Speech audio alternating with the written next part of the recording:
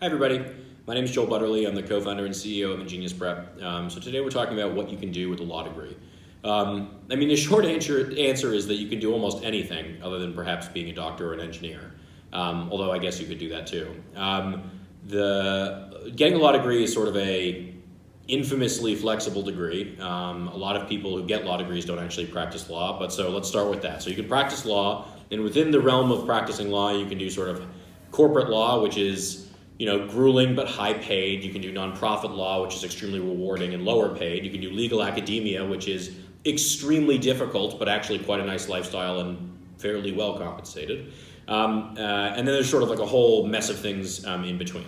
Then there's sort of another tier of people who do, like, let's say, political things. So I have a lot of friends from law school who are now running for attorney general in one state or another, or running for Congress, who are running for state senate or state Congress. So politics is obviously a very common path as well. Oftentimes people will practice law at a law firm first, sometimes people don't.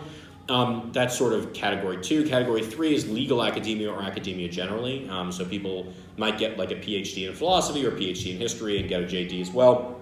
And then go into a kind of blended field between the two of them. Legal academia is a very comfortable life. It's paid well.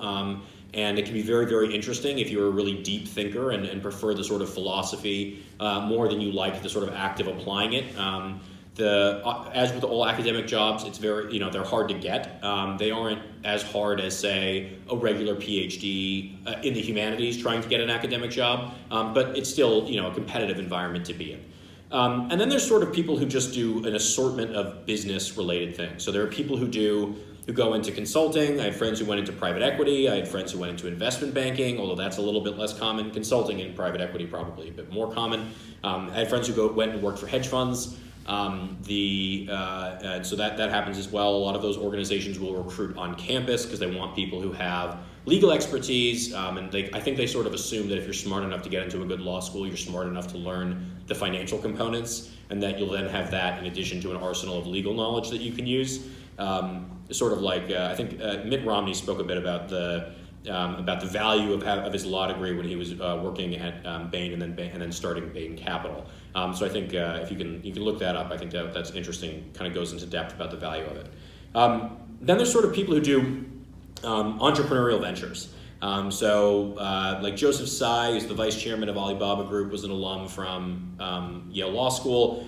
There's a whole host of CEOs that come from Harvard Law School. I actually think that that's the school that is most or second most represented among CEOs in the Fortune 500, some statistic like that. So that's actually quite common as well. Learning the law is actually a very useful kind of foundation for entrepreneurial ventures. I started 2 companies, a real estate company and then Ingenious Prep, when I was a first year in law school, and I found the kind of understanding the basics of law, contract, employment law, things like that, to be extremely useful in starting the company. And so actually I quite recommend a JD for someone who's interested in entrepreneurship, because it teaches you an invaluable skill set that will be very, very useful in sort of navigating the world once you're actually kind of in the thick of it. I think that's pretty much it. There's a whole other host of things that you can do kind of within this spectrum, but I would say those are kind of the most common career paths, and I would say, generally speaking, it is one of the most flexible degrees to get, and probably opens the most number of doors, the most number of different doors, probably more so than an MD, definitely more so than an MD, and probably more so than an MBA. That's it. I hope that was helpful.